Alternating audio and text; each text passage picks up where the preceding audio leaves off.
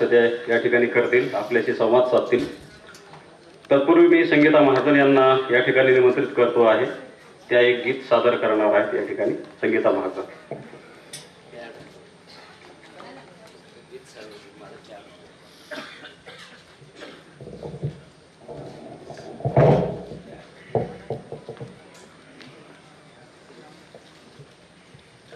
सकाळपासून आपण भाषण ऐकतो आहे आणि मला असं वाटलं की मध्ये एखादं गीत व्हायला पाहिजे. खरं तर गळा ठीक नव्हता, परंतु तरीसुद्धा एक थोडं मध्ये इंटरप्ट करून मी त्यांना म्हटलं की एक गीत आपण सादर करूया. आपण कशासाठी संघर्ष करतो आहे या मुद्द्याला धरून तुम्ही बहुतांश लोकांनी ऐकलेलं गाणं आहे, इसलिए रहा संघर्ष की. सामाजिक न्यायावर आपण सगळं बोलतोय सकाळपासून. इसलिए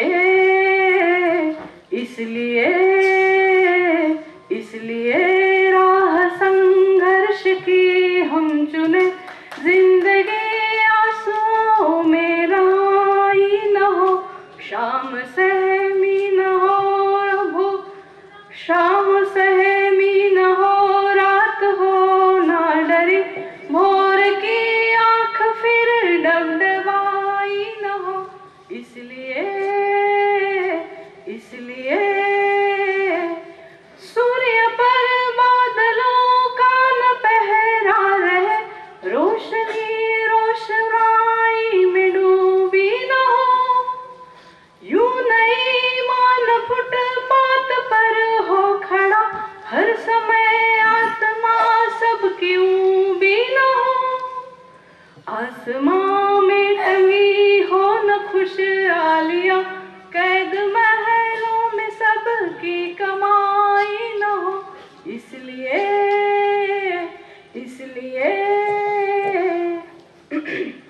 कोई अपनी खुशी के लिए गैर की रोटियां छीन ले हम नहीं चाहते, छीट कर थोड़ा चारा कोई उम्र की हर खुशी बीन ले हम नहीं चाहते. हो किसी के लिए मखमली बिस्तरा और किसी के लिए एक चटाई न हो. इसलिए अब तमन्नाएं फिर ना करे खुदकुशी, खौफ पर खौफ की चौकसी ना रहे, श्रम के पांव में हो ना पड़ी बेड़ियां, शक्ति की पीठ अब जाजती ना सहे, दम न तोड़े कहीं भूख से बचपना, रोटियों के लिए फिर लड़ाई न हो. इसलिए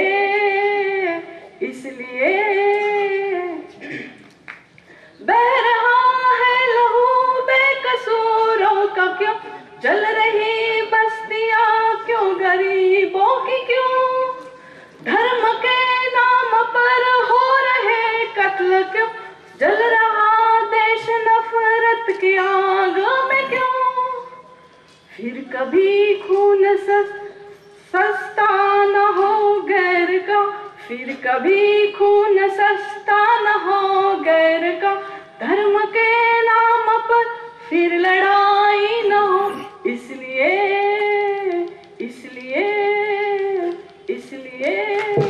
थैंक यू.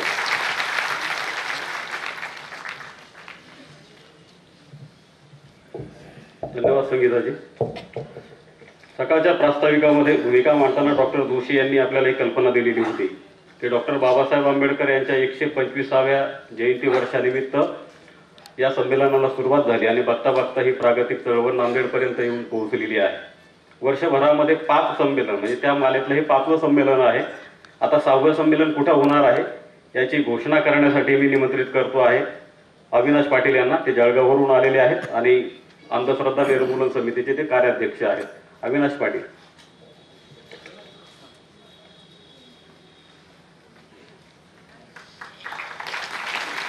समारोपाच्या कार्यक्रमाच्या निमित्ताने उपस्थित सगळ्या भाऊ बहिणींनो, या सत्रातलं पुढचं संमेलन जळगावमध्ये घेण्याच्या बद्दलची चर्चा उत्तम कांबळे सर, श्रीपाद जोशी सहकाऱ्यांच्या बरोबर झाली.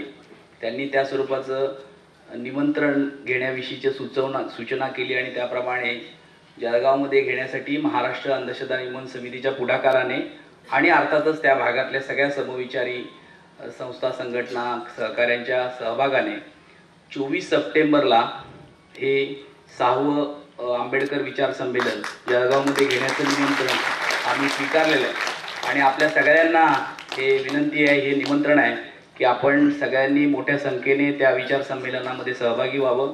त्या विचार संमेलनाचं सूत्र हे महिला आणि आंबेडकर अशा अर्थाने ते संमेलन आपण घेणार आहोत. बाबासाहेबांनी महिलांच्या संदर्भातनं ज्या ज्या अंगाने विचार केला आहे, लिखाण केलं आहे, चिंतन केलेलं आहे, वक्तव्य केलेलं आहे आणि त्याचे जे महिलांच्या संबंधातले जे पैलू आहेत त्याचं सूत्र त्याच्या विस्तार त्या सूत्राचा त्या ठिकाणी त्या संमेलनामध्ये दिवसभराच्या विचार मंथनातनं मांडणीतनं होईल असं अपेक्षित आहे. आपण सगळ्यांनी त्या संमेलनात यावं असं निमंत्रण देण्यासाठी केवळ मी या ठिकाणी आलो आहे. आपल्या सगळ्यांना जळगावला 24 सप्टेंबरला येण्याचं निमंत्रण देतो आणि थांबतो. जय. अविनाशजी, आपल्याला या संमेलनासाठी शुभेच्छा. साधारणतः पुढच्या 3 महिन्यानंतर आपण सर्वजण जळगावला भेटणार आहोत. या दैनिक उद्याचा मराठवाडा या दैनिकाचे संपादक राम शेवडीकर यांना राम शेवडीकर उत्तम कांबळे सरांचा परिचय करून देतील. त्यानंतर उत्तम कांबळे सर आपल्याशी संवाद साधतील आणि शेवटी डॉक्टर राजेंद्र गोनारकर हे या संमेलनाचे आणि या सत्राचे आभार मानतील. त्यानंतर हे संमेलन या संमेलनाची सांगता होईल. समारोपीय सत्रात आपल्या सर्वांचे मनपूर्वक स्वागत.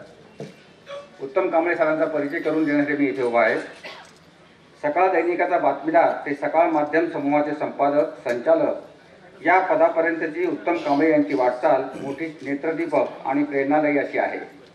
वास्तविक उत्तम कांबळे यांनी कंपाऊंडर, विक्रेता, हमाल, बांधकाम मजूर अशी शारीरिक श्रमाची कामे करत आपल्या आयुष्याची उभारणी केली आहे.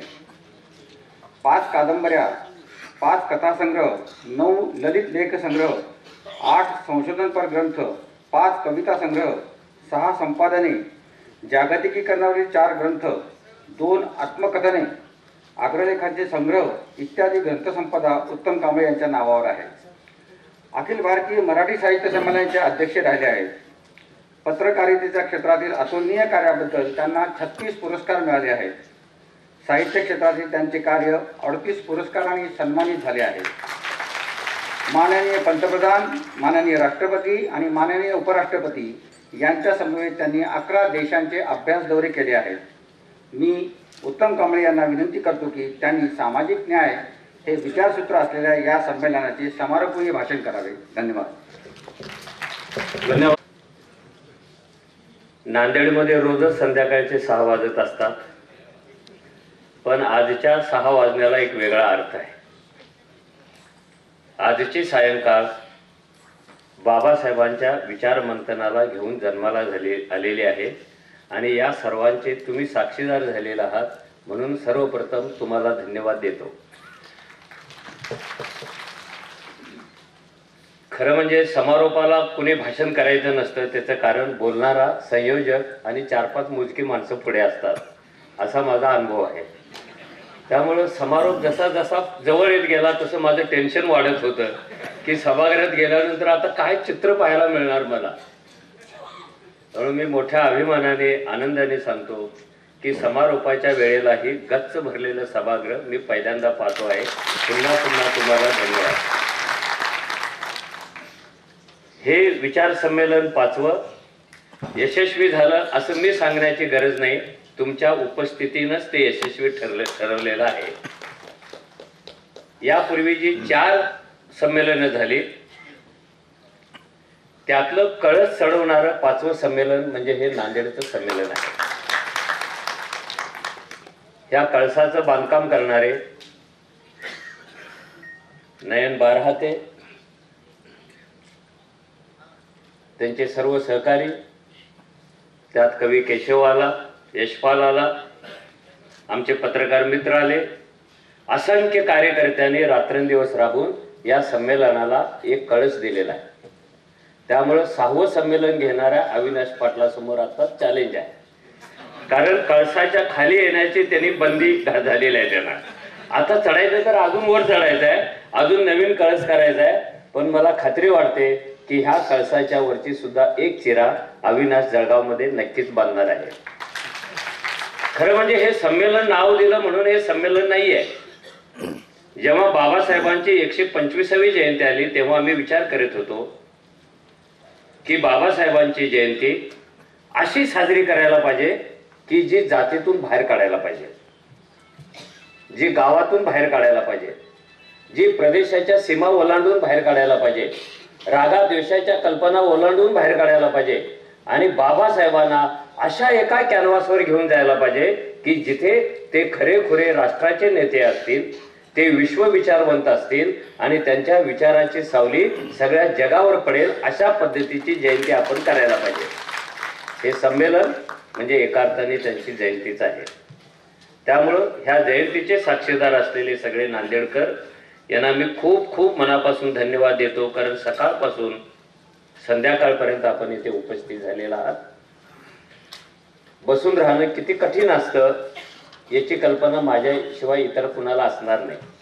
सगळं आयुष्य पुढे बसून पुढाऱ्यांची भाषणं टिपण्यात आमची गेलेली आहे. त्यामुळे ती भाषणं ऐकणं किती डेंजर, त्याची टिपणी काढणं किती डेंजर आणि बसून राहणं किती डेंजर याची सगळी मला कल्पना आहे. तरीही आपण एक गंभीर संमेलन ऐकण्यासाठी सकाळपासून उपस्थित आहात. सामाजिक न्यायावर खूप वेगळ्या वेगळ्या अंगाने चर्चा झालेली आहे, बीज भाषणापासून ते डॉक्टर कांगूंच्या पर्यंत. सामाजिक न्याय हा विषय चर्चेसाठी आज काय घेतला असा पहिला प्रश्न तुमच्या मनात यायला पाहिजे की काय घेतला सामाजिक न्याय. Why we are discussing on social justice. असा कोणता काळ आलेला आहे की या पैलूवर आपल्याला चर्चा करणं भाग पडलेला आहे. असं कोणतं पर्यावरण निर्माण झालेलं आहे की आपण सामाजिक न्यायाचा विचार करायला बसलेलो आहोत. अशी कोणती राजनीती आलेली आहे की जिनं सामाजिक न्यायावर एकत्रितपणे चर्चा करायला आपल्याला भाग पाडलेला आहे. ती परिस्थिती समजावून तुम्ही घेतला तर मग सामाजिक न्यायावर चर्चा का घडते आहे आणि ती अजून घडायला पाहिजे याची तुम्हाला खात्री पटेल. मुळात आपले अशा संकल्पनाविषयी खूप गैरसमज असतात. सामाजिक न्याय कशाला म्हणायचा आणि न्याय कशाला म्हणायचा आपल्याला येत नाही. कारण आपण कधी त्या अंगाने विचार करत नाही. विचार करायचं काय कारण नसतं आपल्याला. न्याय म्हणजे काय आणि सामाजिक न्याय म्हणजे काय. कोर्टात न्याय मिळतो की सामाजिक न्याय मिळतो. न्याय मिळतो. मग न्याय महत्वाचा आहे की सामाजिक न्याय महत्वाचा आहे. मग सामाजिक न्याय महत्वाचा असेल तर तो का महत्वाचा आहे हे कधीपासून सुरू झालं आणि आपण का करतोय बाबासाहेबांच्या जयंतीनिमित्त. बाबासाहेबांची सगळी राज्यघटना ही सामाजिक न्यायावर उभी आहे. तिचा पाया सामाजिक न्याय आहे. मी जेव्हा जेव्हा लोकांना सांगतो प्रत्येक देशाला राज्यघटना असते आणि राज्यघटना म्हणजे काय आकाशातून पडलेली गोष्ट नसते. हे कायद्याचा बंच असतो. सरकारच्या समाजाच्या वर्तनाची एक जंत्री असते. नियम असतात, पोट नियम असतात, रचना असते आणि प्रत्येक देशाच्या राज्यघटनेत ते असतंच. मग आपल्या राज्यघटनेत वेगळं काय, अमेरिकेच्या राज्यघटनेत वेगळं काय की आपली राज्यघटना दोन पैलूने इतरांच्या पेक्षा वेगळी आहे. ती जेव्हा तयार झाली, राष्ट्राला अर्पण केली, तेव्हा जगभरातल्या साऱ्या वेड्या माणसाने राज्यघटनेवर टीका पण केलेली आहे आणि तिचं कौतुक पण केलेलं आहे. इंग्लंडच्या एका माणसाने मस्तपैकी टीका केली होती. ती टीका अशी होती की बाबासाहेबांनी बनवलेली राज्यघटना हे दुसरं तिसरं काही नसून हा इंग्लंडमध्ये वाजवायचा बँड. काय टीका केली होती आणि त्याला असं उत्तर दिलं होतं की बँड कोणत्या कंपनीचा आहे, तो कुणी तयार केला, कसा तयार केला, यापेक्षा बँडचं एक वैशिष्ट्य असतं की तो वाजल्याशिवाय लग्न लागतच नाही. आपण आपल्या घटनेची वैशिष्ट्ये कशी सांगत होतो. दोन वैशिष्ट्ये आहेत जे अन्य कोणत्या देशाच्या राज्यघटनेमध्ये नाहीत किंवा अभावाने असतील किंवा संक्षिप्त असतील. आपल्या राज्यघटनेचं पहिलं वैशिष्ट्य की ही राज्यघटना कुठल्याही परमेश्वराला अर्पण केलेली नाही आहे. परमेश्वराने पाठवलेल्या प्रेषिताला अर्पण नाही केलेली. परमेश्वराचं नाव घेऊन जन्माला आलेल्या मुलाला पण अर्पण नाही केले. राजाला नाही, राणीला नाही, सरदाराला नाही, दैवी शक्तीला सुद्धा नाही. ही जगातली पहिली राज्यघटना आहे की जी इथल्या फाटक्या तुटक्या सामान्य माणसांना अर्पण केलेली आहे. हे पहिलं वैशिष्ट्य आहे. आणि दुसरं वैशिष्ट्य काय की अन्य राज्यघटनेप्रमाणे ह्याच्यात कायदे आहेत, कलमं आहेत, सगळं आहे. आणि एक गोष्ट सविस्तर मोठ्या प्रमाणात आहे, तो या राज्यघटनेचा आत्मा आहे, तो म्हणजे सामाजिक न्याय. मग सामाजिक न्याय या विद्यमान परिस्थितीमध्ये राज्यघटनेतून बाहेर आलेला आहे का? तो किती आलेला आहे? त्याच्या मार्गातले स्पीड ब्रेकर कोणते आहेत? ते कोणी तयार केलेले आहेत? का तयार केलेले आहेत? त्याचा फायदा काय, त्याचा तोटा काय, हे तुम्ही समजून घेतल्याशिवाय तुम्हाला सामाजिक न्याय काही कळणार नाही. म्हणजे आपल्या राज्यघटनेत तर सामाजिक न्याय प्रथम आलाय असं समजत नाही, तो 200-300 वर्षापासून येतोय. पूर्वी राजेशाही होती, सरदारशाही होती, हुकुमशाही होती, न्याय पण होता. न्यायाच्या वेगळ्या कल्पना पण होत्या, न्यायाचे वेगळे दरबार पण होते, न्यायाचे अधिकार पण वेगळ्या वेगळ्या संस्थांकडे होते आणि न्यायाला वेगळ्या पद्धतीचा अर्थ पण होता. आणि सामाजिक न्याय शब्द तेव्हा जन्माला आला किंवा या व्यवस्थेमध्ये वेगळ्या वेगळ्या कारणाने माणसामध्ये, समूहामध्ये भेदाभेद निर्माण झाले. एक सगळं काही असलेला समाज तयार झाला आणि एक सगळं काही नसलेला समाज तयार झाला. डाव्यांच्या भाषेत बोलायचं झालं तर एक सर्वहारा समाज तयार झाला आणि सर्व जिंकणारा एक समाज तयार झाला. आणि ह्या सगळ्या गोष्टी सगळ्या क्षेत्रात होता.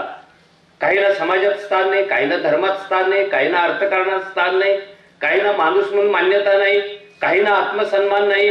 ह्या सगळ्या विषमतेच्या गोष्टी जेव्हा यायला लागल्या तेव्हा एका पाद्र्याने 1840 मध्ये सामाजिक न्यायाची ही पहिला शब्द त्यांनी कॉइन केला, शब्द जन्माला घातला. तो ख्रिस्ती फादर होता, तो हा शब्द पहिल्यांदा वापरणारा. पण त्यांनी धार्मिक अंगाने तो शब्द वापरलेला होता. धार्मिक अंगाने सामाजिक न्यायाची कल्पना वापरली होती. कारण आपल्या धर्माप्रमाणेच ख्रिस्ती धर्मात सुद्धा सगळ्यांना काही पूजेचा अधिकार नव्हता, बायकांना पण नव्हता. बायबल वाचण्याचा अधिकार सुद्धा सगळ्यांना नव्हता. त्याच्यातून प्रोटेस्टंट मुवमेंट चालू झालेले आहे. ख्रिस्ती धर्मामध्ये 2 पंथ पडलेले आहेत आणि धर्म सुधारणा आणि त्यातून सामाजिक धार्मिक न्यायाकडे चालणारा एक वर्ग तयार झालेला आहे. आपल्याला परमेश्वराची प्रार्थना करण्याचा अधिकारच नाही म्हणून ख्रिस्ती धर्मातल्या अनेक महिलांनी आपला न्याय मिळवण्यासाठी त्यांनी डायरेक्ट प्रभूलाच आपला प्रियकर केलेला आहे. आणि त्या प्रियकराला, जसं मीराबाई, ती परमेश्वर तिचा प्रियकर आहे. कृष्णाच्या तर अनेक प्रेयसी आहेत, त्याला पण मोजता आलेले नाही आहे, आपण पण मोजू नये.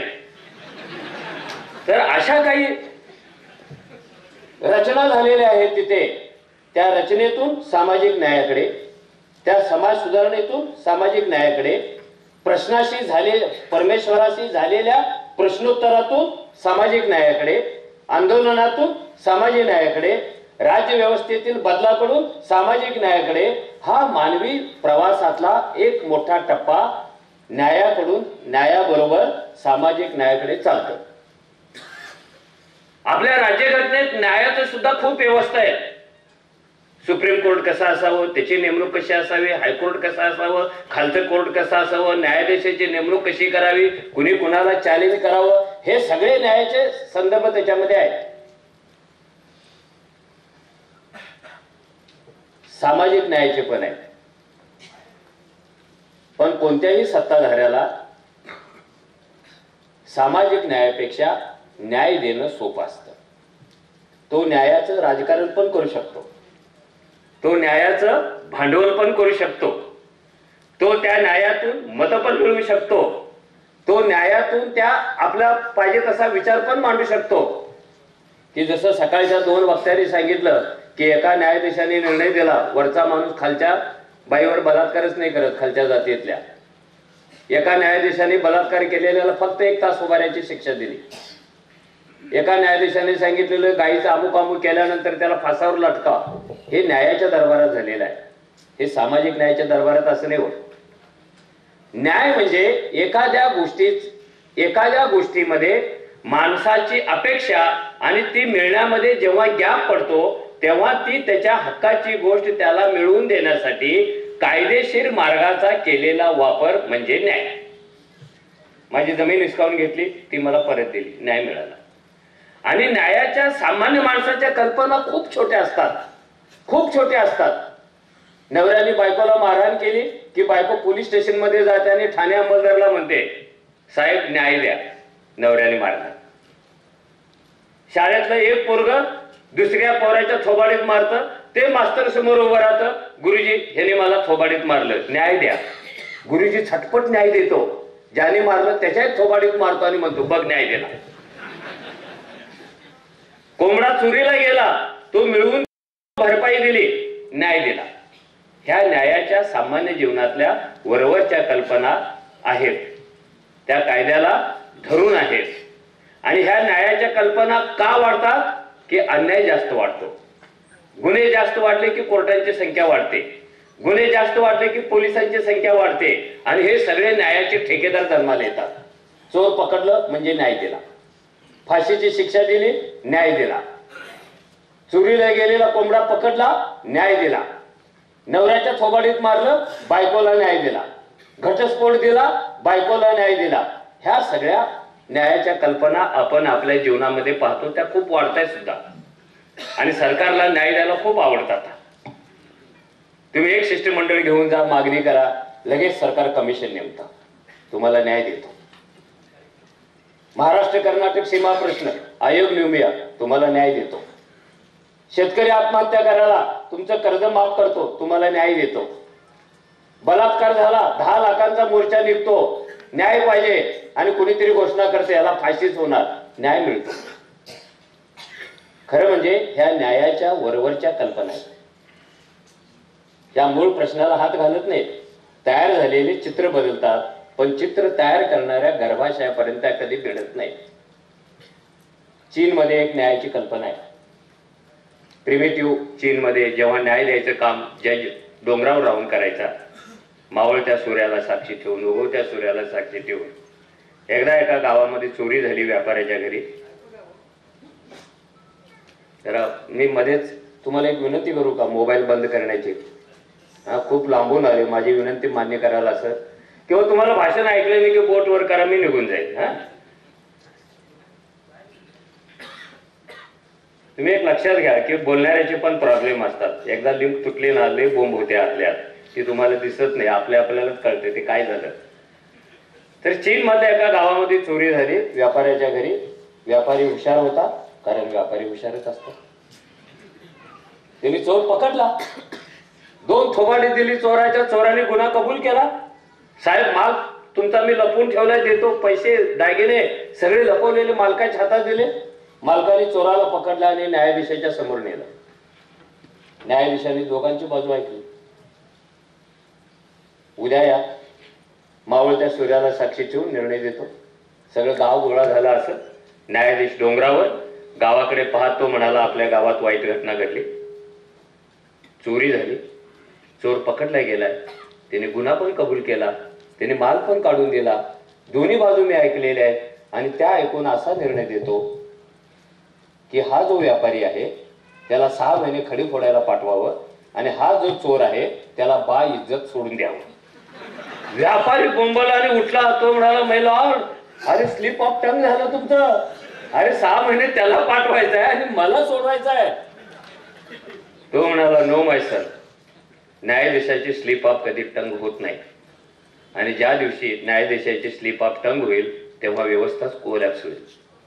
So believe in me, slip tongue is correct. तू असा प्रश्न विचार, चोराला सोडून मला काय शिक्षा दिली? त्याचं उत्तर असं, चोरी करणारा चोर महत्वाचा नसतो, तर चोर जन्माला घालणारी व्यवस्था महत्वाची असते. ती जन्माला घालते, तो जन्माला येऊ नये म्हणून मी तुला शिक्षा दिलेली आहे. सोशल जस्टिस होता. आणि इकडे आपला कोर्ट काय केलं असतं, चोरी केली का 100 रुपये दंड, जा. आणि आपल्या कोर्टात तर भारी फंड आहे की तो नुसतं प्रश्न विचारतो, गुन्हा कबूल आहे की नाही? महाराज काय आहे? 200 रुपये दंड. गुन्हा कबूल आहे की नाही? महाराज 1 मिनिट द्या, 400 रुपये दंड. गुन्हा कबूल आहे की नाही? महाराज मला सांगायची परवानगी तरी द्या, 600 रुपये. चला काय न्याय देतो आपण. The way of delivering justice. and the way of delivering social justice are different. आत्ता का करायला लागलो आपण सोशल जस्टिसचा विचार? तर राज्यघटनेमध्ये माणसाच्या आत्मसन्मानासाठी, माणसाच्या सामाजिक न्यायासाठी, माणसाच्या समता, समानता, बंधुता आणि स्वातंत्र्यासाठी ज्या ज्या काही तरतुदी केलेल्या होत्या त्या 70 वर्षे राज्यघटनेतच अडकून राहिलेल्या आहेत, त्या बाहेर येत नाही आहे. आणि रोज प्रियांबल वाचायचं, आम्ही न्याय देतो. कुणाला न्याय देतो आपण? आणि न्याय देत असाल तर सामाजिक न्याय काय असतो, तो सुरू कधी होतो? म्हणजे जेव्हा मोर्चे निघाले बलात्कार झाल्याबद्दल, आणि आपल्या सामान्य माणसाच्या न्यायाच्या कल्पना पण वेगळ्या आहेत. त्या राज्यसत्तेनं आपल्या करून दिलेल्या आहेत, त्या पुढाऱ्याने आपल्या सत्ता तशा करून दिलेल्या आहेत, त्या धर्माने तशा कल्पना करून दिलेल्या आहेत. वेगळ्या वेगळ्या प्रकारे वेगळ्या वेगळ्या न्याय असतो आपला. काश्मीरमध्ये गुन्हा घडला वेगळा न्याय आहे, महाराष्ट्रात गुन्हा घडला वेगळा न्याय आहे. दिल्लीत बलात्कार झाला बसमध्ये, तर महाराष्ट्रातली बुवा मेणबत्त्या घेऊन दिल्लीत लावायला जातात की नाही? गेले होते की नाही? आणि तो बलात्कार माझ्या गावातल्या पोरीवर झाला तर कोणी कुत्र पण येत नाही गावामध्ये. बलात्कार कुठे होतो याच्यावर न्याय अवलंबून आहे. बलात्कार कुणावर होतो याच्यावर न्याय अवलंबून आहे. बलात्कार कसा होतो याच्यावर न्याय अवलंबून आहे. म्हणजे दिल्लीतल्या पोरीवर बलात्कार होता कामा नये, माझ्या गावातल्या पोरीवर पण बलात्कार होता कामा नये. पण आपली न्यायाची कल्पना, तिकडे बलात्कार झाला भागो, गोवाच्या मागे मेणबत्त्या कुठल्या तरी चोरायच्या आणि बिन तिकिटाचं रेल्वेने निघायचं दिल्लीला, का न्याय मागायला चाललो. अरे पण गल्लीत झाला ना बलात्कार, ही न्यायाची कल्पना आहे. म्हणजे एकच गोष्ट, तुम्ही समाजाच्या घोषणा देत एसटी जाळली की निर्दोष, पण तिथलं काहीतरी मिळवण्यासाठी एसटी जाळली की आत. कायदा एकच आहे, एसटी तीच आहे, न्याय वेगळा आहे. आणि सामाजिक न्याय ह्याच्यापेक्षा वेगळा आहे. मी माझ्या मित्रांना म्हणालो की बलात्कार झाल्यानंतर तुम्ही 10 लाख लोकांचा मोर्चा काढला, ही सगळ्यात मोठी गोष्ट आहे. समाज एकत्र आला एका अन्यायाविरोधात, तो यायला पाहिजे, तो कधी येत नव्हता. पण समाज एकत्र आल्यामुळे त्या मुलीला काय मिळणार आहे? न्याय मिळणार आहे. म्हणजे काय होणार आहे? ज्याने बलात्कार केला त्याला फाशीची शिक्षा होणार आहे. त्याला फाशीची शिक्षा झाल्यानंतर बलात्कारित बाईला न्याय कसा काय मिळतो? प्रश्न तयार झाला पाहिजे. त्याला 10 वेळा जरी फाशी दिलं तर या बाईने जे गमावलेलं आहे ते तिला पुन्हा कधी मिळणारच नाही आहे. बलात्कारित बाईला न्यायाची गरज नाही आहे, सामाजिक न्यायाची गरज आहे. आणि सामाजिक न्याय म्हणजे काय? ती जी बाई बलात्कारित आहे तिच्या बरोबर मी लग्न करून घेतो असं म्हणणारा पोरगा पुढे येणं बिन लग्नाचा, म्हणजे सामाजिक न्यायाला सुरुवात होते. नुसतं लग्न करून सामाजिक न्याय मिळत नाही. समाजाने तिला सोशल डिग्निटी द्यायला पाहिजे. जी बलात्काराच्या पूर्वी होती ती डिग्निटी देणं म्हणजे सामाजिक न्याय. तेवढंच पुरेसं नाही, ह्या दोघांचं लग्न झालं, त्या लग्नाला समाज मान्यता मिळणं सामाजिक न्याय. लग्नानंतर त्यांना जो पोरगा होईल त्या पोरग्याला सामाजिक डिग्निटी देणं सामाजिक न्याय. त्या पोराला कोणत्याही शाळेत प्रवेश मिळणं, कुणी त्याला विचारतच कामा नये तेरी माँ पे क्या हुआ था, हे प्रश्न मरून जाणं म्हणजे सामाजिक न्याय. कारण आपल्याकडे 10 वर्षापूर्वी वेश्या आणि देवदासीच्या मुलांना शाळेत प्रवेश मिळत नव्हता. दिल्लीतल्या एका वेश्येने कोर्टात धाव घेतली आणि सांगितलं की माझ्या पोराला कॉन्व्हेंटच्या शाळेमध्ये घालायचं आहे. आणि कॉन्व्हेंटने सांगितलं जी वेश्या असते तिच्या मुलांना काही न्याय मिळणार नाही. ती बाई हरत गेल्या सुप्रीम कोर्टापर्यंत. न्याय नाकारला जात होता, आम्ही हस्तक्षेप करू शकत नाही. त्यांनी नाही म्हणून सांगितलं ना, नाही. आणि सुप्रीम कोर्ट शानं निघालं. कदाचित त्यांनी सामाजिक न्यायाची कल्पना राज्यघटनेतली नीट वाचली असणार आणि त्यांनी सांगितलं त्या शाळेला की मुलाला प्रवेश देताना त्याचा बाप आहे की नाही ही कंडिशन असताच कामा नये. आणि नंबर 2, पुरुषांना वाईट वाटेल आणि बायकांना चांगलं वाटेल असं एक विधान कोर्टाने केलं. मला तर आश्चर्यच वाटतं, साला आपल्या कोर्टाने असं कसं काय विधान केलं? त्याने भारी विधान केलं. जगातलं कोणतेही पितृत्व हे गृहीत असतं, काल्पनिक असतं आणि मातृत्व वस्तुस्थिती असते. जे काल्पनिक असतं त्याचा आग्रह धरायचा नाही, ते शोधायचं नाही. कारण माझा बाप कोण आहे हे जगात फक्त एकाच व्यक्तीला माहिती असतात, ती म्हणजे माझी आई असते. मी आईला कधीच चॅलेंज नाही करत, हाच का माझा बाप. जर पोराने चॅलेंज करायचं ठरवलं ना, साला रोज घरात खून मारा मुर्दे पडते. मुद्दा काय की सोशल जस्टिसचा अभाव आपल्या शिक्षणात कसा आहे. काय झाल्यानंतर सामाजिक न्याय, आणि ही एक लांब प्रक्रिया आहे. आणि ह्या प्रक्रियेची सुरुवात आपल्या महाराष्ट्रापुरतं बोलायचं झालं तर शाहू महाराजांनी केली. ज्यांनी राखीव जागा सुरू केल्या, ज्यांनी शूद्रांच्यासाठी शाळा चालू केल्या, महिलांच्यासाठी शाळा चालू केल्या, त्यांनी सामाजिक न्याय किती सुंदर असतो याचं एक उदाहरण घालून दिलं, एक एक्झाम्पल दिलं. आणि ते एक्झाम्पल म्हणजे गंगाराम कांबळेंचं एक्झाम्पल आहे. गंगाराम कांबळेंच्या नातवाबरोबर मी 8 वर्षे कोल्हापुरात होतो. आणि गंगाराम कांबळे म्हणजे असा कोल्हापूर संस्थानातला पहिला महार माणूस की ज्याने शाहू महाराज मरण पावल्यानंतर आपल्या मित्राकडून वर्गणी गोळा केली, पै 2 पै गिन्नी, आणि कोल्हापूरच्या टाउन हॉलमध्ये आपल्या प्रिय महाराजाची पहिली समाधी बांधली, ती एका महार सेवकाने. आणि नंतर जेव्हा शाहू महाराजांच्या वारसांना कळलं, अरे आपले हे खूपच मोठे होते,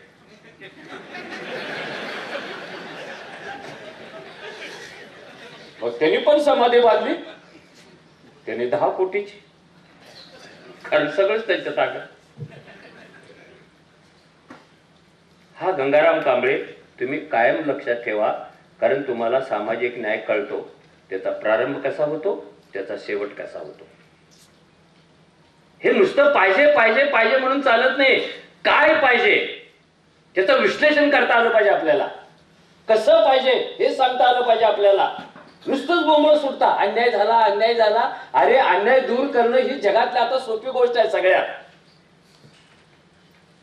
सरकार म्हणतं फास्ट ट्रॅक कोर्ट चालू, 2 दिवसात न्याय देऊन टाकू म्हणते की नाही. ऑनलाईन ट्रायल घेऊ, लगेच निवाडा करून टाकू, एका रात्रीत न्याय देऊ. कारण न्याय देणं ही सगळ्यात सोपी गोष्ट आहे आणि सामाजिक न्याय देणं ही सगळ्यात अवघड गोष्ट आहे, जी आपल्याला पाहिजे आहे. न्याय मेहरबानी दाखल सुद्धा मिळू शकतो, पण सामाजिक न्याय मेहरबानी दाखल नाही मिळत. 2 पोरं असतात घरामध्ये, एक छोटा आणि एक मोठा. मोठा पोरगा आक्रमक होऊन छोट्याला मारतो. छोटा न्याय मागायला बापाकडे जातो, कारण अजून तरी प्रत्येक घरामध्ये बापच न्यायाधीश असतो. कारण तो हॉलमध्ये बसत असतो, सोफा सेटवर बसत असतो. जो सोफा सेटवर बसतो तो न्यायाधीश असतो. आपल्या घरात किती सामाजिक अन्याय आहे कधी कुणाला येतच नाही, आणि बाहेरच्यांना सुद्धा माहिती नाही. जो सोफा सेटवर असतो तो न्यायाधीशच असतो. त्या सोफा सेटला उंदराने भोकं पाडली काय, फेकलं झाली काय, काही होऊ दे, पण तो न्यायाधीशाचं असं नसतं ते. मग छोट हे महत्वाचं अभियान आहे. आम्ही रोज रोज हाडणार आणि तो तांबे घेऊन रस्त्यावर बसणार. हरणारा लाजत नाही, बघणाऱ्याने लाजायला पाहिजे, असं काढून पुढे जाणार. ये गंदगी पैदा कहां से होती है, उसका बंदोबस्त करना है. गंदगी का बंदोबस्त कितना करोगे, रोज रोज गंदगी पैदा होने वाली है. आपलं उलट असतं सगळं. आपण जगायचं कसं सरकारला विचारायला लागलो. सामाजिक न्याय घटनेत म्हटलेला आहे, जगण्याचा अधिकार. आणि नुसता जगण्याचा अधिकार म्हणजे न्याय नव्हे, सुंदर जगण्याचा अधिकार म्हणजे सामाजिक न्याय. नुसतं बीपीएल वर गहू मिळवणं म्हणजे न्याय नव्हे, कारण बीपीएल वरचं गहू खाऊन माणूस जगू शकतो, पण त्याचं जगणं कधी सुंदर होत नाही आणि जगणं कधी विकास पावत नाही. आपल्याला असं जगणं पाहिजे की जे सामाजिक न्यायाशी जोडलेलं आहे ते सुंदर असतं, ते विकास पावतं, ते स्वावलंबी बनवतं. तुम्ही ऑनलाईन 50 रुपये मला देऊ नका, 50 रुपये मिळवण्याची क्षमता माझ्या दंडामध्ये करा, तो माझा सामाजिक न्याय आहे. तुम्ही मनी पाठवून जगू शकत नाही लोक. त्यांची क्षमता वापरून त्याला स्वावलंबी बनवून जगवता. आम्ही विचारतो जगायचं कसं. आणि एसटीच्या ढुंगणावर लिहितात हागायचं कसं. घर घर की जरूरत टॉयलेट है. अरे पहले जीना आता है बाद में टॉयलेट आता है. ये प्रायोरिटी उल्टी कैसे होती है? ये सोशल जस्टिस उलटा कैसा होता है? कारण टॉयलेट हे बाय प्रॉडक्ट आहे लाईफचं.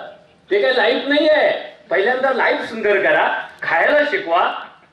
ते खायला शिकवायचंच नाही, डायरेक्ट दात घासायला शिकवायचं. स्वच्छ भारत, समृद्ध भारत. पाणी नैसर्गिक आहे, पिण्याचा हक्क आपल्याला आहे. पण आता नव्या व्यवस्थेने सांगितलं, ज्याला शुद्ध पाणी पाहिजे असेल 20 रुपयाची बिस्लरी बाटली. आणि डॉक्टर टीव्हीवर सांगतो 5 लिटर पाणी प्यायला नाही तर तुमची तब्येत बिघडते. 20 गुणिले 5 100. आपण 2, आपली लेकरं 2 नवसाची, रोज 400 रुपये.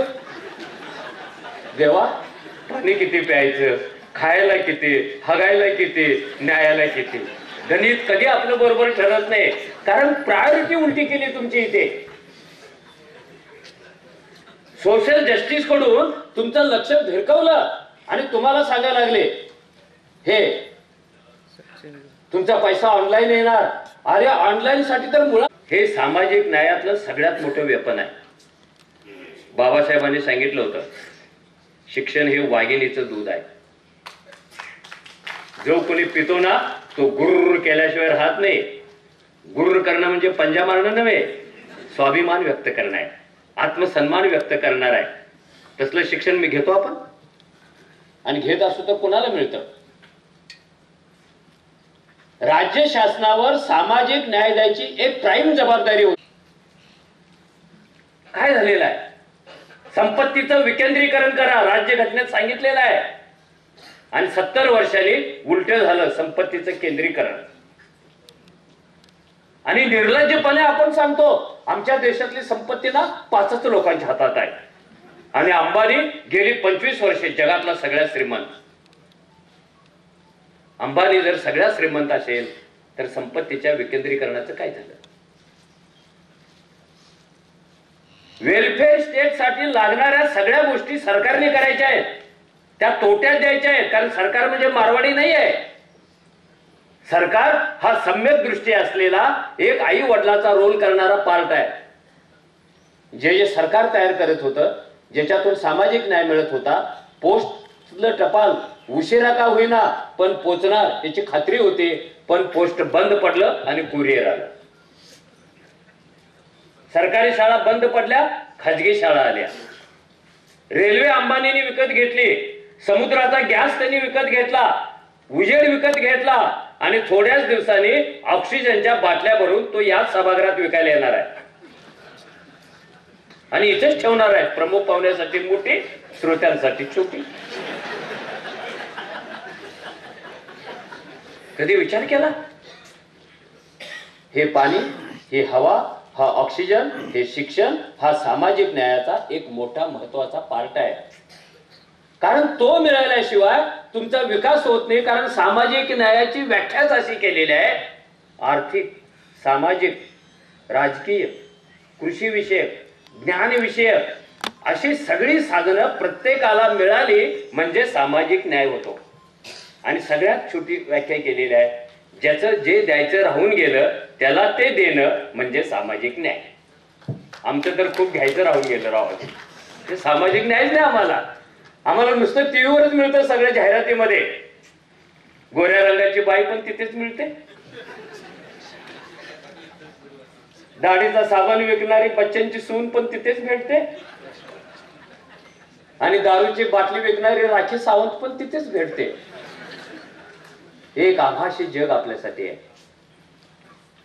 जेवता जेवता टीव्ही पाहतो आणि किती खुशीमध्ये, आपल्याला नसेल का पण त्याला आहे. बरं आहे आपलं समाधान, कारण मूर्ख नागरिक आहोत आपण. सक्षम नागरिक करायचा असेल, समृद्ध नागरिक करायचा असेल, स्वातंत्र्य, समता, बंधुता याच्यातला हिस्सेदार नागरिक करायचा असेल तर सामाजिक न्यायाची कल्पना नीट चालवायला लागते. ती आपण चालवतच नाही, तिच्यापर्यंत पोहोचलोच नाही आपण. न्याय न्याय न्याय न्यायातच अडकून पडलो. कोर्टाची संख्या वाढू, जजेसची संख्या वाढू, पोलिसांची संख्या वाढू, पोलिसांची संख्या वाढल्यावर सामाजिक न्याय मिळतो का? काही चोर कमी होतात. हा, कुणाला तरी नोकरी लागेल, वर्दी लागेल, हप्ते चालू होतील, पण सोशल जस्टिसचं काय? त्याचं काय?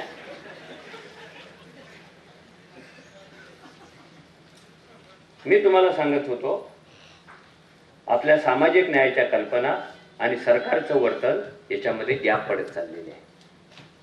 आपण मागतो एक आणि मिळतं दुसरंच. बहुतेक वेळा न मागितलेलंच मिळतं आणि एकदम शॉक बसतो. प्रत्येक जण झिरो बजेटवर SBI मध्ये खातं उघडा.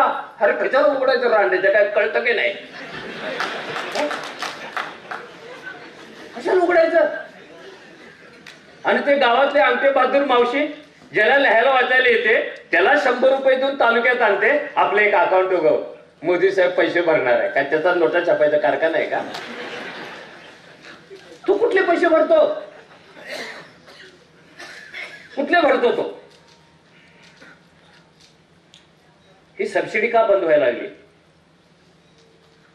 सबसिडी म्हणजे पैसा नव्हता, समाजाकडे न्याय जाण्याकडेच एक सोपान होतं. ते एक होतं अनेकापैकी. हे सर्वहारा वर्गाला मेनस्ट्रीम मध्ये आणून सक्षम नागरिक बनवण्यासाठी शेकडो गोष्टी आपल्या राज्यघटनेमध्ये आहेत. शेकडो गोष्टी. त्यातल्या बहुतेक सगळ्या कागदातच अडकलेल्या आहेत. त्या का अडकल्या? राज्यघटना मंजूर झाल्यानंतर पुण्यातल्या एका सभेमध्ये बाबासाहेबांनी स्वतःच तयार केलेल्या राज्यघटनेविषयी एक भाषण केलं होतं. ते त्या भाषणात असे म्हणाले होते, आपल्या देशातल्या लोकशाहीला राहण्यासाठी आम्ही एक सुंदर मंदिर तयार केलेलं आहे. त्या मंदिरामध्ये एक देवारा केलेला आहे, कारण ही देवी आहे लोकशाही. देवीची प्राण प्रतिष्ठा त्या देवाऱ्यात होण्यापूर्वीच कुठून तरी एक सैतान आला आणि तो देवाऱ्यात घुसला. सैतान इतका बलवान आहे, बाहेर ये म्हणून त्याला अर्ज केला, तो येतच नाही. त्याला मेमो दिला, येतच नाही. 3 वेळा मेमो दिला, येतच नाही. डिपार्टमेंटल एन्क्वायरी लावली, येतच नाही. बँड वाजवून बघितला, सैतान बाहेर येतच नाही. सगळे प्रयत्न फेल गेले. आता जर देवाऱ्यातला सैतान संपवायचा असेल तर सुरुंग लावून मंदिर उडवण्याची वेळ आलेली आहे. कारण जोपर्यंत सैतान बाहेर येणार नाही तोपर्यंत ह्या देवीला जागा मिळणार नाही. हे काय चाललंय आपलं? लोकशाही कुठे आहे मग? लोकशाहीने केलेल्या कमिटमेंट्स कुठे आहेत? राज्यघटनेने केलेल्या कमिटमेंट्स कुठे आहेत? त्या पूर्ण करण्याची लायकी सरकारकडे नाही किंवा त्याची इच्छा नाही. भारत हा गरीब देश आहे असं मी स्वप्नात सुद्धा मानत नाही. आपल्या इतका श्रीमंत देश कुठलाच नाही आहे. प्रचंड पैसा आहे आपल्याकडे आणि हेच बोंबलं सांगतात आपला काळा पैसा एवढे लाख कोटी स्विस बँकेत, म्हणजे इथलाच होता ना. आणि गरीब देशात काळा पैसा कसा तयार होईल? बांगलादेशात होत नाही, नेपाळमध्ये होत नाही, भारतातच का होतो? श्रीमंतच आहे हा. पण इथल्या श्रीमंतीचं विकेंद्रीकरण झालं नाही, ते केंद्रीकरण होत गेलं. म्हणून कोणीतरी बॅगा भरून पैसा तिकडे घेऊन जात. ही जी न्याय व्यवस्था तयार केली तिच्यातून न्याय मिळतो, पण तो जज जे सांगतो त्याला न्याय म्हणावा लागतो आपल्याला. त्यांनी निर्दोष सोडलं तरी न्याय, त्यांनी शिक्षा दिली तरी न्याय. न्याय काय असतो ह्याची डेफिनेशन तो करतो, आपण नाही करत. आणि उशिराचा न्याय आहे आणि तोच न्याय सामाजिक न्यायाला सुद्धा लागू झालेला आहे. उशिराचा. जावळाला बोलवलं ना तर मैत्याला कोर्ट येतं. किती गॅप आहे. आणि त्याची एक फिलॉसॉफी तयार केली, 100 गुन्हेगार सुटले तरी चालतील पण एका निर्दोष माणसाला शिक्षा होता कामा नये. आणि तसंच घडायला लागलं. 100 गुन्हेगार सुटायलाच लागले. ही कल्पना ढिसूळ झाल्यामुळं गल्ली गल्लीमध्ये न्याय देणाऱ्या पेढ्या तयार झाल्या. अरुण गवळी पण न्याय देतो, कोल्हापूर मधला गुंड पण न्याय देतो, नांदेडचं मला माहिती नाही. आणि त्याला चॅलेंजच करतायत मी गुंडाला, चल रे बायकोला नीट वागव. होय महाराज म्हणतो, निघून जातो. सरकारी कोर्ट असेल तर काय करेल, वरच्याकडे अपील करतो, त्याच्या वरच्याकडे अपील करतो. इथे वरचा अपील म्हटल्यानंतर वरच जातो. मग झटपट न्याय यंत्रणा. ह्या सगळ्यातून न्याय व्यवस्थेवरचा विश्वास कधी कधी डळमळीत व्हावा अशी परिस्थिती एकीकडे. त्यामुळे सामाजिक न्याय पुन्हा मागे पडत गेला. शाळेच्या मास्तरांनी सांगावं कौलं बदलून द्या, तर गट विकास अधिकाऱ्यांनी म्हणावं अँटेना देतो. त्यांनी पाण्याची टाकी मागावी, ह्यांनी सांगायचं पिझ्झा बर्गर वर्गणी काढून मिळवा. प्रायोरिटी काय आणि मिळते काय? गंगाराम कांबळेचं उदाहरण मी तुम्हाला एवढ्यासाठी सांगणार आहे की गंगाराम कांबळे नावाचा शाहू महाराजांना एक सेवक होता, त्यांचा प्रिय सेवक होता. आणि तो महार सेवक का आला शाहू महाराजांच्याकडे? कारण त्यांनी जाती मोडायचं ठरवलं, जातीविरुद्ध कायदा केला, तो मंजूर करून घेतला, शिक्षणाची दारं उभाई केली. आणि ते असं नाही म्हणाले की शिक्षण देईपर्यंतच माझी जबाबदारी. नुसतं शिक्षण देऊन काय उपयोग? शिक्षणाचा उपयोग होतो हे जर माणूस सिद्ध झाला तर दुसरा शिकायला तयार होतो. जे शिकले त्यांना नोकऱ्या द्या. नोकऱ्या कशा द्यायच्या? ज्याच्याकडे जी पात्रता आहे ती बघून नोकऱ्या द्यायच्या. म्हणून त्यांच्या संस्थानिकामध्ये पहिल्यांदा एक स्त्री डॉक्टर होऊन सिव्हिल हॉस्पिटलची सुप्रिंटेंडेंट झाली होती. नुसतं वस्तू आणून देता कामा नये, नुसतं बोलून देता कामा नये, तिथे न्याय नाही मिळत. अलीकडे बरेच शहाणे चतुर नवरे आपल्या बायकाला ओप्पो फोन घेऊन देतात, सगळ्यात भारी S7 आणि पतीचं किती प्रेम आहे हे व्यक्त करतात. पण फोन मिळाल्यामुळे तिला सामाजिक न्याय मिळत नाही. कारण रोज संध्याकाळी बायकोची झोपायची वेळ झाली की हा तिचा हँडसेट घेतो आणि इनकमिंग आउट गोईंग बघायला लागतो. सामाजिक न्याय मिळाला का तिला? फोन मिळाला पण सामाजिक न्याय कुठे मिळाला? सामाजिक न्याय तेव्हा मिळेल जेव्हा तिला तिच्या इच्छेनुसार फोन वापरण्याचं स्वातंत्र्य मिळेल. आपण फोन वापरायचं स्वातंत्र्य देत नाही पण फोन देतो. सकाळी फोन आला की लगेच हा अनइझी होतो, हॉल मधून विचारतो कुणाचा फोन आला होता, आईला तुला काय करायचं, कुणाचं काय येणार, पण नाही चलता. कारण तो सोशल जस्टिस देतच नाही तो तिला. गुड नाईट SMS आला, तुलाच का आला, तुझ्याच घरात रात्र झाली का? रात्र तर सगळीकडे झाली. मग हा कोण थांबतो त्याला गुड नाईट म्हणतो, गुड मॉर्निंग म्हणतो, त्याच्याकडे जरा बघून घेतो.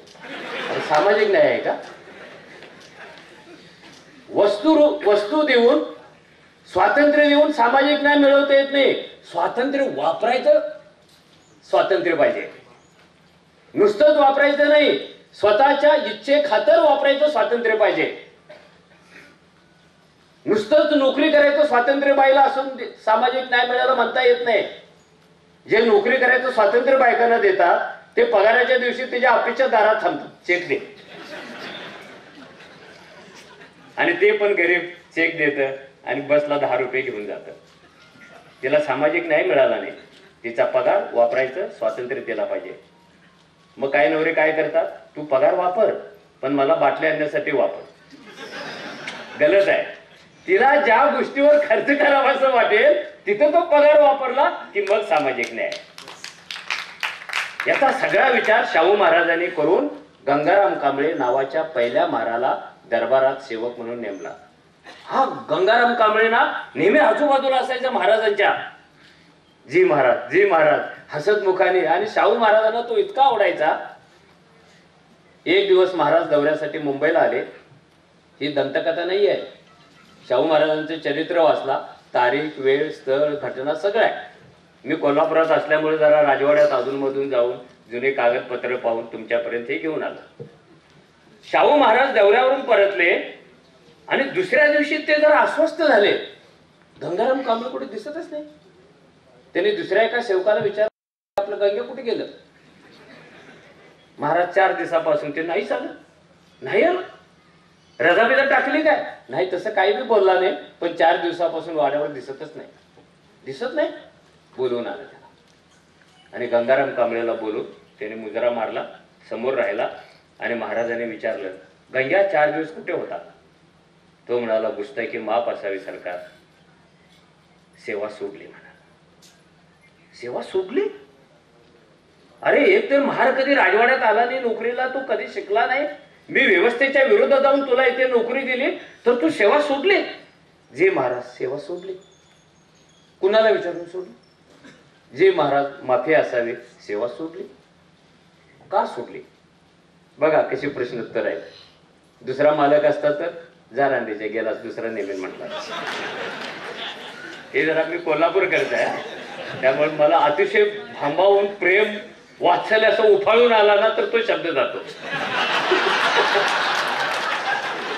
जरा समजून घ्या, नाही तर म्हणणार हा शिव्या देतो. शिव्या देत नाही, आई शपथ मला शिव्याच देता येत नाही ना. रागावता येतं पण शिव नाही देता येत. का सोडले? कुणाला विचारून सोडले? माफी असाल. माफी? का नोकरी सोडली ते पहिल्यांदा सांग. आणि तो गंग्या खाली मान घालून एक टक रडायला लागला, डोळ्यातलं पाणी टप टप खाली, त्याच्यावर तो पायाचा अंगठा फिरवायचा आणि तो रडायचा. वर बघायचंच नाही. गंग्या शेवटचं सांगतोय, नोकरी का सोडली? तो म्हणाला खरंच सांगायचं महाराज, सांगता येत नाही, दाखवता येतं म्हणाला. कळेच ना तो, सांगता येत नाही, दाखवता येतं. दाखव तर दाखव. महाराजांच्याकडे पाठ करून कधी राहायचं नसतं. त्यांनी पहिल्यांदाच चूक केली, माफी मागितली, महाराजांच्याकडे पाठ करून उभा राहिला आणि शर्ट असा ओढून मागे घेतला. पाठीची सालटी निघालेली होती, मांसाचे गोळे दिसत होते, कुणीतरी चाबकाने त्याची पाठ फोडलेली होती. Story starts. शाहू महाराज उठले, त्यांनी तो शर्ट खाली घातला, आपल्याकडे तोंड केलं, खांद्यावर हात ठेवलं. गंग्या हे कसं काय झालं? ते म्हणे नाही सांगता येणार. कहाणी सांगता येणार? कुणी मारलं तुला? जी महाराज. अरे पण कुणी मारलं? नाही सांगता येणार. का नाही सांगत? आता बघा महाराज, आपलंच दाताने आपलंच होठ, कुणी कुणाकडे फिर्याद करायची? काय भारी डायलॉग मारला राव त्याने. मराठीत एक कविता पण आहे बघा, बहुतेक करंदीकरांचीच असणार ती. दाताने जर जीभ चावली, सांग कोणी बत्तीशी काढली, सगळी आपलीच मंडळी, मग शब्द कशाला उन्हा दुना. अरे अजूनही थोडे सोस म्हणा. सोसत होता तो. कोण दात कोण ओठ? तर तो म्हणाला शिपायाने चाबकानं माझी पाठ फोडली. का फोडली? ते घोड्याला पाणी द्यायचा हौद असतो की नाही महाराज, त्याला चुकून हात लागला. पहा काय परिस्थिती आहे आणि कुठे हात लागलेला आहे. ज्याने जाती व्यवस्था निर्मूलन करायचं त्या महाराजांच्या दरबारात हे घडलेलं आहे. जर केलं महाराजाने. ते शिपाई कोण आहे बोलवून घे. लगेच त्या शिपायानं बोलवलं आणि न्यायाला सुरुवात झाली. सामाजिक न्यायाला. कशी सुरुवात होते सामाजिक न्यायाला? पहिल्यांदा अन्याय झाला, पाठ फुटली, आरोपी पकडायचा आहे. आरोपी पकडून आणले. यांनी मारले का? हो मारलं. का मारलं? मी गंग्याने चोरी केली होती, मुद्देमाल सापडला म्हणून मारलं. कुठे मुद्देमाल सापडला? अमुक अमुकीच्या घरात. त्याला बोलवून आण. काय रे, गंग्याचा मुद्देमाल तुझ्या घरात? नाही बा, आपल्याकडे कुठे, कुणी बी मुद्देमाल नाही ठेवला. महाराजांच्या लक्षात आलं हा खोटं बोलतोय. त्याने म्हटलं जर खोटं बोलला ना तर गंग्याच्या पाठीसारखी तुझी पाठ होईल. खरंच चोरी केली आहे? नाही सरकार. मग का मारलं? धर्म बाटवला. काय केलं? हात लावला हौदाला. मायला, हौदाला हात लावताना जर धर्म बाटवत असेल ना तर तो धर्म जाळून टाका. असा कसा धर्म आहे तो की माणसाचा हात लावल्यानंतर धर्म बाटतो? आणि एवढा किरकोळ, एवढा कुचकामी असेल त्या धर्माच्या आज्ञाने तो पाळायचं काही कारणच नाही आहे. पुढे पुढे आर्य समाजाकडे, सत्यशोधक चळवळीकडे काय गेलेले आहे शाहू महाराज? आपण सगळं नीट वाचत नाही, त्याचा अर्थ समजून घेत नाही. का मारले त्याला? याच्यासाठी मारलं. चाबुकांना म्हणाले, चाबूक कुणीतरी आणला, पाठ करून राहा म्हणाले माझ्याकडे.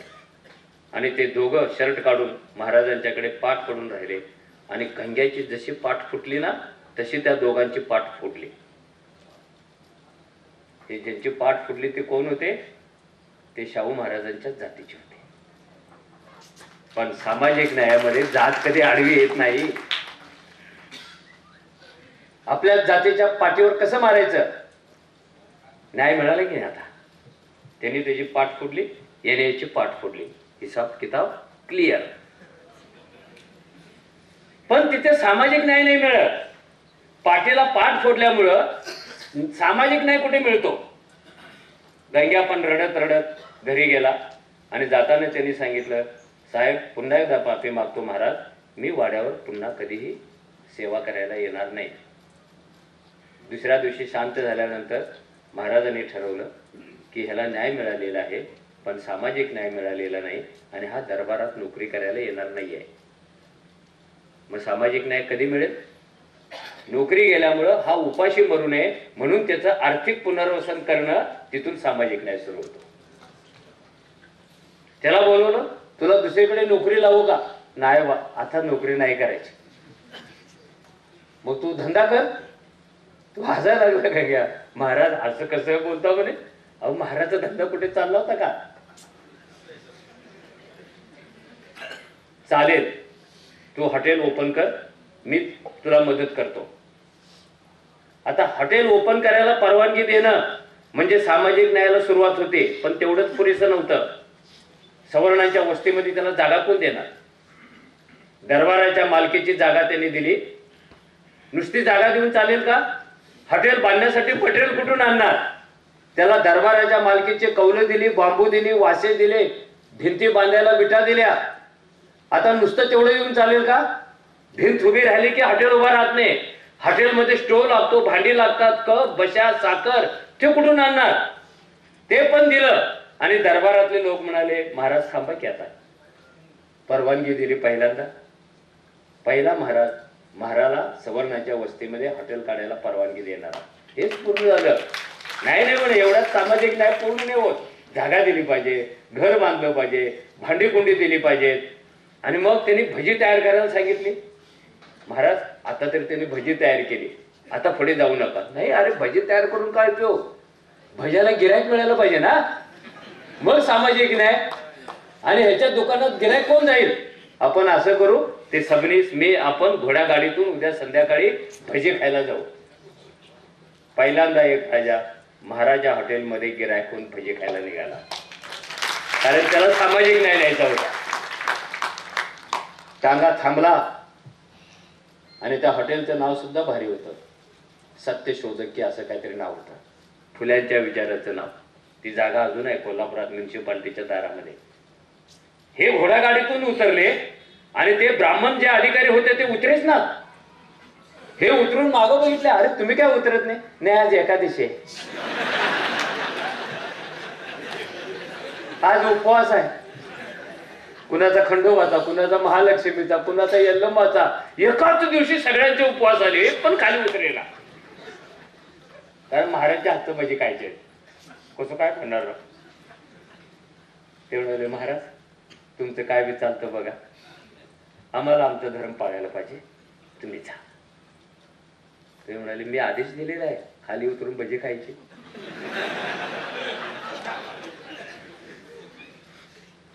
ते आले खाली बिचकत बिचकत. महाराज म्हणाले, घाबरायचं नाही, जेवढे आपल्या घोडा गाडीत आहेत ना त्यांच्या सगळ्यांचं बिल मी भरणार आहे आजच्या पुरतं, पण भरपूर भजी खायची. आणि आज जाऊन बाकावर बसून त्याने ऑर्डर दिली गंगाराम कांबळेला, गंग्या मस्त भजी बनव, 5 प्लेट आहे इकडे, प्रत्येकासमोर एक प्लेट. संपली की पुन्हा वाढायची, संपली की पुन्हा वाढायची. आणि ते जे सेवक होते त्याला त्यांना आता उलटीच व्हायचं पाहिजे शिल्लक राहिलं होतं. कारण हे सामाजिक न्याय द्यायला चालले होते आणि ते सामाजिक न्यायातले स्पीड ब्रेकर होत होते. सामाजिक न्यायाच्या मार्गामध्ये पहिल्यांदा तुमची व्यवस्था स्पीड ब्रेकर होते. ती का होते? कारण ती जर झाली नाही तुमचा विकास होतो, सगळ्यांचाच विकास होतो. आणि सगळ्यांचा विकास झालेला समाज कोणत्याही सत्ताधाऱ्याला नको असतो. कुठेतरी आंधळ पांगळ लागतच त्याला. नसेल आंधळ तर पाय तोडून आंधळ पांगळ करतात. सगळी भजी भिजी खाल्ली. महाराज म्हणाले की आपण एक दिवस या हॉटेलमध्ये येऊन ह्याचं हॉटेल चालणार नाही आणि ह्याला सामाजिक न्याय मिळणार नाही. जर सामाजिक न्याय मिळायचा असेल तर रोज रोज ह्याचं हॉटेल चाललं पाहिजे. नुसतं हॉटेल चालून सामाजिक न्याय मिळत नाही, तर रोज रोज प्रॉफिट मिळायला पाहिजे. उद्या तोट्यात झालं तर हॉटेल बंद करणार, सामाजिक न्याय बोंबलला. रोज रोज हॉटेल चाललं पाहिजे, रोज रोज प्रॉफिट झाला पाहिजे, म्हणजे ते एक शेवटचं स्टेशन येतं. मग रोज रोज हॉटेल कसं चालेल? इथे चांगले पदार्थ मिळतात हे सगळ्यांना कळलं तरी गिरायक येणार आहे. मग चांगले पदार्थ मिळतात हे सांगण्यासाठी ब्रँड अँबॅसेडर कोण? आता पण ब्रँड अँबॅसेडरच असतात ना. गुजरातचा ब्रँड अँबॅसेडर वेगळा, शेतकऱ्यांची फळं खा म्हणून सांगणारा ब्रँड अँबॅसेडर वेगळा. फल खाओ एवढे एक वाक्य सांगण्यासाठी तो 3 कोटी रुपये घेतो आणि 3,000चं कर्ज फेटलं नाही म्हणून साला नंगा शेतकरी आत्महत्या करतो. काय न्याय चालू आहे आपल्याकडे? त्याने आपल्या आवाजात जोपर्यंत सांगत नाही तो 2 बूंद जिने के लिए, तोपर्यंत बाई लेकरूला कडेवर नेऊन पोलिओला जातच नाही. टीव्हीवर जाहिरात बघतच बसते. तो आला ना, चल ग बाई बच्चनने सांगितलं. अरे त्याच्या आईला पोरग तुझं बच्चनचं कुठे ऐकत बसली.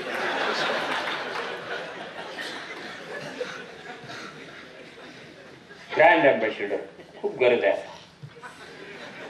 इथे मरायला पण ब्रँड अँबॅसेडर लागतो, जगायला पण ब्रँड अँबॅसेडर लागतो, इमेज बिल्डिंग साठी पण लागतो, सरकार पाडायला आणि सरकार टेकवायला सुद्धा ब्रँड अँबॅसेडर म्हणजे हे नवे चमचे आहेत.